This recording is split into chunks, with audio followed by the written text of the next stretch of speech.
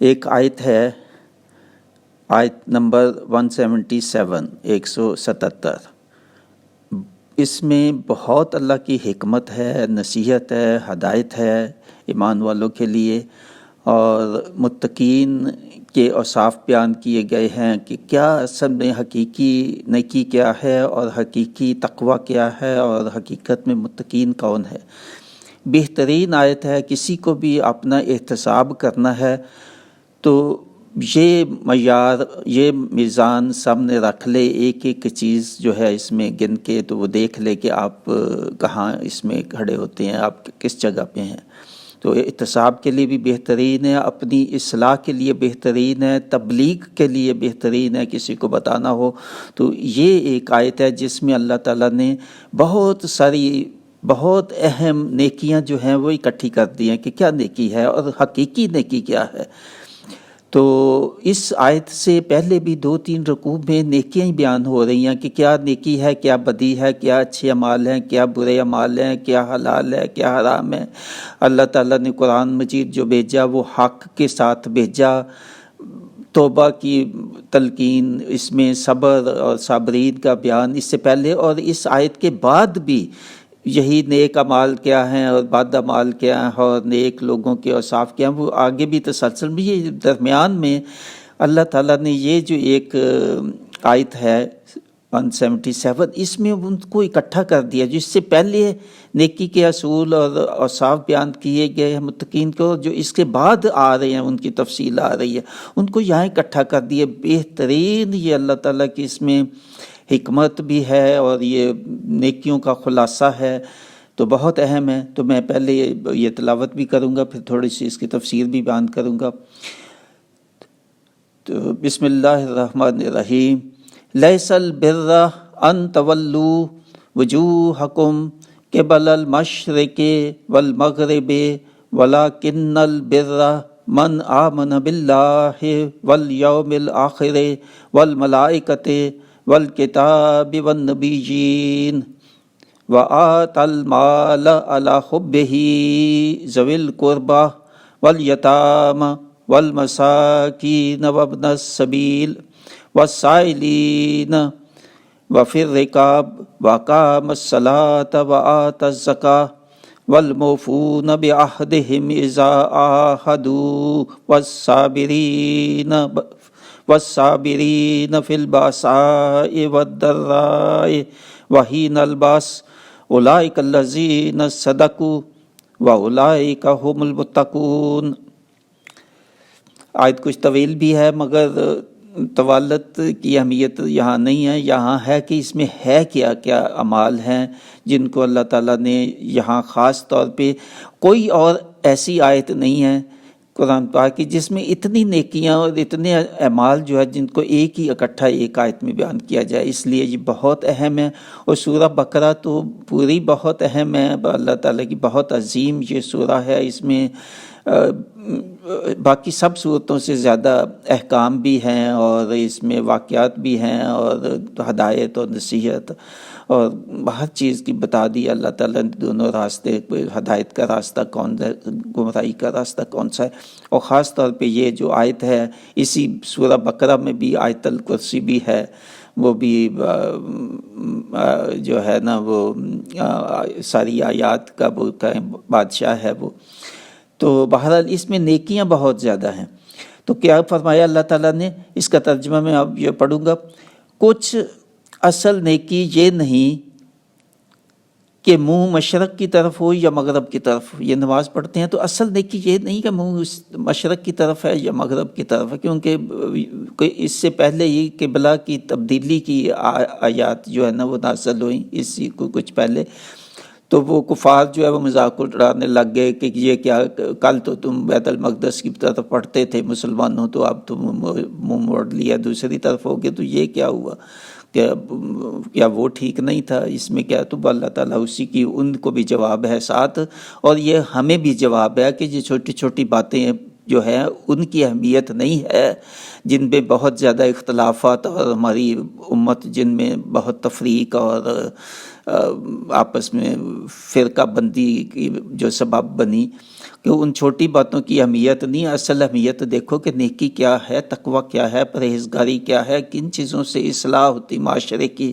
زندگی کی اصلاح کس چیز پہ ہوتی ہے، تمدنی زندگی کس سے بہتر ہوتی ہے، تو اللہ تعالیٰ کی خوشنودی کس سے حاصل ہوتی ہے، ان پہ زور دو۔ یہ بھی یہاں سے مقصد ہے اس کا کہ چھوٹی چھوٹی باتوں میں جھگڑا مت کرو کہ ہاتھ اونچا باندھ لیا، نیچے باندھ لیا، یا آمین اونچی کہہ دی یا ہلکی کہہ دی آواز سے یا کچھ چیز، ان چیزوں ٹھیک ہے، اپنے عقائد پہ رہو، اور مگر اس پہ جھگڑے مت کرو، جھگڑوں والی باتیں مت کرو۔ یہی اس کا مفہوم یہی ہے کہ چھوٹی چھوٹی باتوں میں آپس میں تفرقہ پیدا نہ کرو۔ یہ علماء کے لیے بھی بہت ہی اس میں نصیحت ہدایت ہے، اگر کوئی ماننے کے لیے تیار ہو تو وہ تو بہت ہے، اس کے لیے یہ حکمت اور اس میں گنجائش کے اس پہ غور کرنے کی۔ تو اللہ تعالیٰ کہتا ہے کہ اصل نیکی یہ نہیں ہے کہ منہ آپ کا کدھر ہے، مشرق کی طرف، مغرب کی طرف، مگر اصل نیکی کیا ہے؟ اصل نیکی یہ ہے کہ ایمان لائے اللہ اور قیامت اور فرشتوں اور کتاب اور پیغمبروں پر، اور اللہ کی محبت میں اپنا عزیز مال دے رشتہ داروں کو اور یتیموں کو اور مسکینوں کو اور راہگیر کو اور سائلوں کو اور گردنیں چھڑوانے والوں کے لیے، اور نماز قائم رکھے اور زکوٰۃ دے اور اپنا قول پورا کرنے والے جو عہد کرے، اور صبر والے مصیبت اور سختی میں اور جہاد کے وقت یہی ہیں جنہوں نے اپنی بات سچی کی، اور یہی ہیں پرہیزگار، یہی ہے متقی۔ دیکھیں کتنی اس میں اللہ تعالیٰ نے نصیحت بھی ہے، اور حقیقی نیکی کیا ہے؟ حقیقی نیکی بتایا ہے کہ ایمان مجمل، یعنی ایمان مجمل کی جو شرائط ہے پہلے وہ بیان کر دی، جو بنیادی 5 جن کو پلرز آف اسلام ہیں، تو پلرز آف اسلام بھی اس میں آ گئے۔ تو اس کے بعد پھر اسی پلرز کو جو ہے اچیو کرنے کے لیے نیکیاں جو ہیں، اعمال جو ہے، ان کو اعمال پہ پھر آگے فوکس ہے۔ یہ اس کے بعد کہ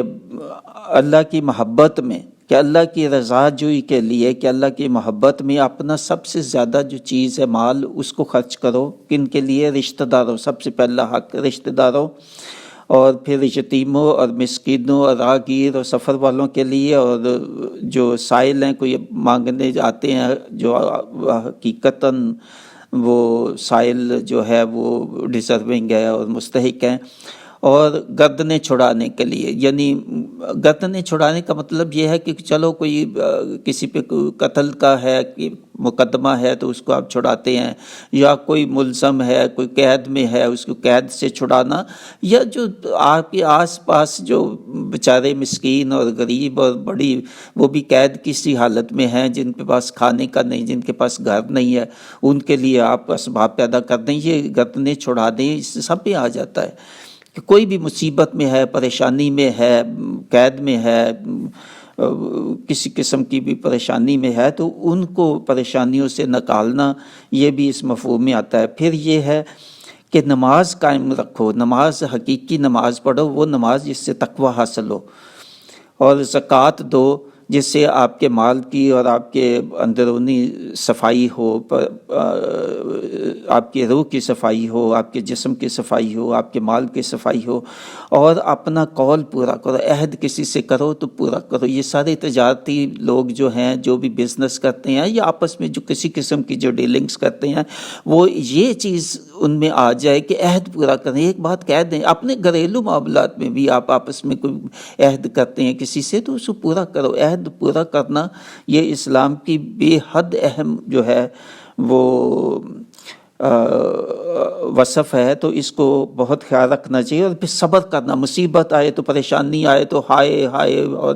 چیخ چہاڑ اور اللہ تعالیٰ پہ شکوے کرنا شروع کر دینا، یہ اس سے منع کیا کہ صبر کرنا چاہیے مصیبت میں، اور سختی کے وقت آئے تو کسی قسم کا، تو اللہ کا جو اللہ نے دیا ہوا ہے اس پہ شکر ادا کرو پہلا، اس کے شکر کے بعد پھر اللہ تعالیٰ سے مانگو بھی، مگر صبر کے ساتھ مانگو۔ اور پھر جہاد جو ہے، جہاد ایک تو دشمنوں کے ساتھ لڑائی میں ہے تو ایک نفس کا جہاد، سب سے بڑا جہاد نفس کا ہے، اپنی خواہشات کے خلاف سب سے بڑا، اپنی خواہش سب سے بڑی مشکل آج کل کی جو ہے وہ خواہشات لوگ چھوڑنے کو کوئی تیار نہیں، خاص طور پہ جو امیر لوگ ہیں اپنی خواہشات چھوڑنے کو تیار نہیں، کسی کو کہو کچھ بھی کر لو وہ اس چیز سے چھوڑنے کے تیار نہیں، وہ باقی بہت چیزیں مان جائیں گے، اپنی آپ خواہشات کو کہو چھوڑ دو وہ نہیں چھوڑنے کو کوئی تیار، اپنی اصلاح کرنے کو کوئی تیار نہیں ہے۔ دیکھیں کرونا آ گیا، ڈینگی آ گیا، زلزلے آ گئے، سیلاب آ گئے، اس سے پہلے کتنی، کوئی اصلاح کرنے کے لیے تیار نہیں، بلکہ میرا تو یہ ہے کہ بہت آسان ہے لوگوں کے لیے کہ مر جائیں، ٹھیک ہے کوئی نہیں، اس میں تیار ہیں، مگر اصلاح کرنے کے لیے کوئی اصلاح کا مطلب خواہشات چھوڑنی پڑتی ہیں، خواہشات اپنی جو ہیں وہ چھوڑ کے اللہ تعالیٰ کے احکام کے آگے سرنگو اپنے آپ کو سبمٹ کر دینا، یہ ہے خواہشات کو چھوڑنا۔ تو مگر اس کے لیے بہت کم اصلاح کرنی اور توبہ کرنی بہت کوئی تیار نہیں، بہت کم تیار ہوتے ہیں لوگ، کہنے کو کہتے ہیں کہ ہم توبہ کرتے ہیں، مگر حقیقی توبہ وہ ہے، اللہ تعالیٰ کہتا ہے کہ اصلاح ساتھ ہو، اصلاح وہ نظر بھی آئے اور دکھائی بھی دے کہ اصلاح کی آپ نے، تو وہ حقیقی توبہ۔ اس سے پہلے یہی آیت آتی ہے توبہ کی، تو اس میں یہی کہا ہے کہ حقیقی توبہ کیا ہے۔ حقیقی توبہ نہیں بیٹھ کے آپ پڑھتے رہیں اور توبہ کی آیات پڑھ لی اور سب کچھ دعائیں مانگ لی، نہیں، حقیقی توبہ جو ہے وہ اصلاح کا نام ہے، کہ جو بھی پریشانی اور پشیمانی اور گڑ گڑانا، جو گناہ کیے، پھر عہد کرنا اللہ تعالیٰ سے، جو یہ ہے عہد کی بھی بات ہے کہ میں اس کے بعد یہ گناہ نہیں کروں گا اور گناہوں سے بھی بچوں گا، اور وہ دکھائے، اللہ تعالیٰ کہتا ہے کہ پھر دکھانا ہوگا کہ آپ نے یہ عہد پورا کیا، تو وہ ہے سچی توبہ۔ تو یہ سب چیزیں اس میں آیات میں آ گئی ہے۔ تو اب میں نے سورہ بقرہ کی جو تفسیر میں نے لکھی تھی، حال میں یہ اصل میں لکھی، تو وہ اس میں جو میں نے لکھا ہے یہ 177 کی تفسیر، تو میں وہ پڑھ کے اب سناتا ہوں۔ کافی چیزیں میں نے بتا دی ہیں، مگر کچھ شاید اگر رہ گئی ہے تو اس میں آ جائے گا۔ مضمون کا آغاز جو اس رکوع کا ہے وہ اسی بیان سے ہو رہا ہے کہ اصل نیکی یہ نہیں کہ منہ مشرق کی طرف ہو یا مغرب کی طرف ہو۔ ایسی ہی بات اس سے پہلے آیت 115 البقرہ میں بھی ارشاد اللہ تعالیٰ نے فرمائی کہ مشرق اور مغرب سب سمتیں اللہ کی ہیں، تم جدھر بھی منہ کرو تو اللہ کی حکمت اور اللہ کی دانائی اور اللہ کی قدرت اسی طرف پاؤ گے۔ اللہ تعالیٰ کی حکمت، اللہ تعالیٰ کی حکمت ہی تھی کہ اس نے تحویل کعبہ کا جو حکم ہے وہ بتدریج نافذ کیا، ایک دم سے نہیں نافذ کیا، آہستہ آہستہ نافذ کیا تاکہ لوگ اس کو قبول کر لیں، اور پہلے یہود اور منافقین مشرکین کو اس کے لیے تیار کیا تاکہ ان کی طرف سے زیادہ طعن و تنقید نہ ہو۔ فرمایا کہ حقیقی نیکی یہ نہیں کہ تم ایک سمت یعنی کعبہ کی طرف یا کسی اور طرف رخ کی طرف نماز ادا کرتے ہو۔ اس کے بعد اب یہ اسی کو مضمون کو جاری رکھتے ہوئے 177 177 آیت میں یہ فرمایا کہ حقیقی نیکی تو یہ ہے کہ ایمان لائے اللہ پر، قیامت پر، فرشتوں پر اور اللہ کی کتاب قرآن مجید، اس کے احکام پر دل سے احکام کو مانیں، تسلیم کریں کہ یہ اللہ تعالیٰ کے احکام ہے اور اس پہ مجھے چلنا ہے، اور اس سے پہلے جو الہامی کتابیں ہیں ان پہ بھی ایمان لائے، اور سب پیغمبروں پہ اور نبی پاک صلی اللہ علیہ وسلم پہ، اور اس سے پہلے جتنے رسول پیغمبر آئے ان پہ میں ایمان لانا، اور اللہ کی سچی محبت جو ہے وہ انسان کے دل میں ہو، اور سب سے جو محبوب ہے انسان کو مال اپنا وہ رشتہ داروں اور یتیموں اور مسکینوں اور راہگیروں، سائلوں اور گردنیں چھڑانے یعنی لوگوں کی مدد کے لیے جو مستحقین ہیں ان میں وہ صرف کرے، اور نماز قائم کرے، زکوٰۃ دے، اپنا قول پورا کرے، عہد پورا کرے، صبر کرنے والے مصیبت اور سختی میں اور جہاد کے وقت جو ہے وہ اپنے آپ کو حاضر، جہاد یعنی نفس کا جہاد بھی اس سے شامل ہے، تو یہی ہیں وہ متقی اور یہی ہیں وہ پرہیزگار۔ یہ آیت بے حد عظیم آیت ہے، اس میں بڑی حکمت ہے اللہ تعالیٰ کی، اور اللہ تعالیٰ نے بڑی بڑی نیکیوں یعنی ایمان کی مجمل شرائط، معاملات، اخلاقیات کے بنیادی اصول اور تقاضے اور عبادات اور حقوق اللہ اور نماز اور حقوق العباد اور زکوٰۃ، صبر کرنے اور جہاد کی عظمت کا بیان ارشاد فرمایا ہے، اور یہ ہیں وہ سچے ایمان والے اور پرہیزگار جن میں یہ اوصاف ہیں جو بتائے گئے ہیں، اور ان کے احکام کی وہ پیروی کریں۔ اس آیت صرف یقین اور دل کے ساتھ یہ تو ہو گیا، مگر اصل میں ان کو اعمال جو ہے وہ اپنے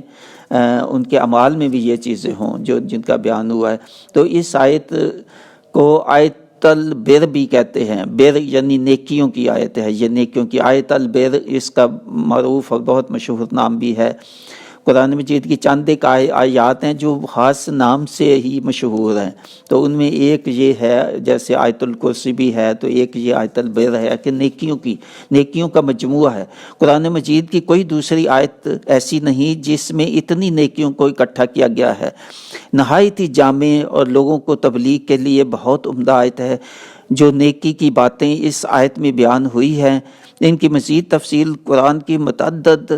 آیات اور صورتوں میں ہے۔ حقیقت میں اس آیت کو نیکیوں کا عمدہ اور حسین گلدستہ کہا جائے تو بہتر ہوگا۔ اس میں اللہ تعالیٰ کی نصیحت اور ہدایت کے روشن پھول ہیں۔ دوسری صورتوں میں بھی ارشاد فرمایا، جیسے الحج کی آیت 37 میں فرمایا کہ تمہاری قربانیوں کے گوشت اور لہو اللہ کو نہیں پہنچتے، جو پہنچتا ہے وہ تو تقویٰ ہے، آپ کی نیت ہے کہ وہ پہنچتی ہے۔ تو وہ بھی اسی کے مشرق اور مغرب کی اہمیت وہ نہیں ہے، اصل حقیقت یہ ہے کہ آپ اس سے تقویٰ حاصل کرتے ہو کہ نہیں۔ اور یہاں بھی یہ فرمایا کہ نماز کی سمت کی اہمیت اصل نہیں ہے، اصل تو یہ ہے کہ نماز سے کیا بھلائی تجھے ملتی ہے، کیا تقویٰ حاصل کرتے ہو۔ ایسے ہی مزید سورۃ الانسان کی آیت 8 میں اور سورہ آل عمران کی آیت 92، سورہ الحشر کی آیت 9 میں بھی بالترتیب اللہ تعالیٰ نے فرمایا کہ جب تک تم اپنی سب سے زیادہ محبوب چیز، یا ایک تو جان ہے وہ جہاد کے لیے، بلکہ نفس کے لیے بھی جو آدمی قربانی کرتا ہے اپنی خواہشات کا، وہ بھی اس میں شامل ہے، اور اس کے یہ بہت اہم ہے، بہت مشکل ہے نفس کا جہاد۔ اور اس کے بعد پھر مال سب سے زیادہ محبوب ہے، اپنا مال دوسروں کے لیے خرچ کرو جن کو جتنی توفیق ہے، تو اس کے بغیر مومن ہی نہیں ہو سکتے۔ اللہ تعالیٰ کہتا ہے سب سے محبوب چیز اللہ کی راہ میں خرچ نہیں کرتے، کچھ بھی اور کرتے رہو مگر مومن نہیں ہو سکتے، مومن نہیں کہلا سکتے، متقی نہیں ہو سکتے۔ اور نیکی تو وہ ہے کہ اپنی حاجت اور ضرورت ہوتے ہوئے بھی اپنا مال دوسروں پر خرچ کرے، یہ زیادہ نیکی ملتی ہے کہ آپ اپنی جو ضرورت ہے اس کو کم کر کے دوسروں کو خرچ۔ کسی کے پاس کروڑوں ہیں، وہ 1-2 لاکھ کسی کو دے دیتا ہے، وہ بھی نیکی ہے، مگر اصل نیکی تو یہ ہے کہ آپ کے پاس لاکھ ہے تو اس میں آپ 50,000 دے دیتے ہیں، یا زیادہ سے زیادہ اس میں خرچ کرتے ہیں، کہ آپ کی ضرورت جو ہے اس کو بھی آپ کم کرتے ہیں، اپنی ضروریات کو کم۔ یہ بہت کم ہیں جو اس چیز کو مانیں گے، اور مانتے بھی نہیں ہیں اب یہ لوگ جو بھی ہیں، کہ اپنی ضروریات کو کم کرو، اور اس میں سے دو وہ زیادہ ثواب ہوگا۔ بے شک آپ کے کروڑوں پڑے ہوئے ہیں بینکوں میں، تو 1 کروڑ بھی آپ خرچ کر دیں، مگر آپ کے پاس جتنا ہے آپ کی کفایت کا ہے، اس میں سے آپ بچا کے دیتے ہیں، اس کا اجر زیادہ ہے، کیونکہ نیت کا اجر ہے۔ تو اسی طرح قرآن مجید کی باقی آیات، اس کے بعد والی آیات جو ہیں وہ بھی نیکی اور بدی اور اچھے اور برے اعمال، اور وہ آگے تسلسل جاری ہے ان آیات کا۔ اس قرآن مجید کے جو رکوع ہیں، یہ 22 رکوع کی آیت ہے، 22، اس سے پہلے 2-3 رکوع، بعد والے بھی رکوع، اس میں بھی نیکی بدی کے اصول بے حد اہم ہے۔ اللہ تعالیٰ مجھے، آپ کو، میری اولاد کو، آپ کی اولاد، دوست احباب جو بھی ہیں سن رہے ہیں، اللہ تعالیٰ سب کو توفیق دے کہ اپنا احتساب کریں، یہ پڑھ کے، اور یہ نہیں ایک دفعہ سن کے تو بند نہیں کریں، یہ ایسی ہے کہ بار بار پڑھنے والی یہ آیت ہے، اور ایک ایک بات پہ رکیں، 10-11 جو ہیں اللہ تعالیٰ نے نیکی کی باتیں بتائی ہے، ایک ایک جگہ رک کے تو دیکھو اپنے میں کہ آپ اس میں قائم ہیں کہ نہیں ہے۔ نماز کا ہے تو نماز پڑھتے ہیں، زکوٰۃ کا ہے تو زکوٰۃ پوری ہمیشہ پوری زندگی دیتے رہے ہیں، نہیں دیتے رہے تو کفارہ کریں نمازوں کا، زکوٰۃ کا، دوسروں کے حقوق، ہمسائے کے، اپنے والدین کے حقوق، اولاد کے حقوق، رشتہ داروں کے حقوق، مسکینوں، غریبوں، اور یہ سب چیزیں جو ہیں یہ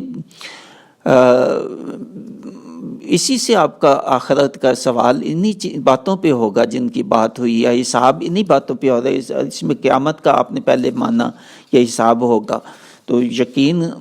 پختہ کریں قیامت پہ، مرنے کے بعد اٹھنے اور حساب کرنے پہ. جتنا یہ انسان کے اندر اس کو گہرائی سے اور مان لے اور پختہ کر لے ایمان، تو اتنا ہی آسان ہو جاتا ہے نیکیاں کرنا. تو اللہ تعالیٰ مجھے آپ سب کو توفیق دے. مع السلام. اللہ تعالیٰ جو ہے ہمارے گناہ معاف فرمائے اور ہمیں توفیق دے، جو کچھ بھی میں نے پڑھا آپ نے سنا اس پہ عمل کرنے کی توفیق دے. وما علینا الا البلاغ. مع السلام.